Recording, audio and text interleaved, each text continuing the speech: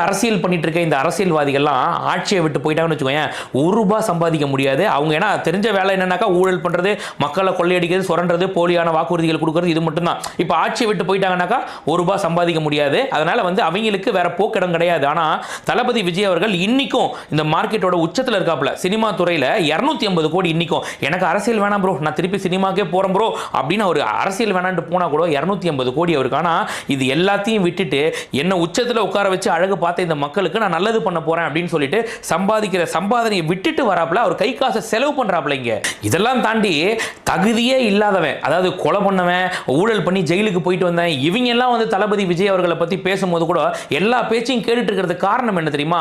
ஒரு நல்லது நடந்துரும் இந்த மக்களுக்கு, நம்ம பின்னாடி இளைஞர்கள் கூட்டம் இருக்கு, அவங்கள புரிஞ்சுப்பாங்க நம்மள அப்படின்ற அந்த ஒரே ஒரு காரணத்தால் தான் எல்லாத்தையும் உதறிட்டு இன்னைக்கு வந்திருக்காரு நமக்காக. தமிழ்நாட்டில் எந்த ஒரு பிரச்சனை நடந்தாலும் அந்த பிரச்சனையை வச்சு எப்படி அரசியல் பண்ணலாம், இதை எப்படி வேற ஒருத்தங்க மேல பழி போடலாம் அப்படின்னு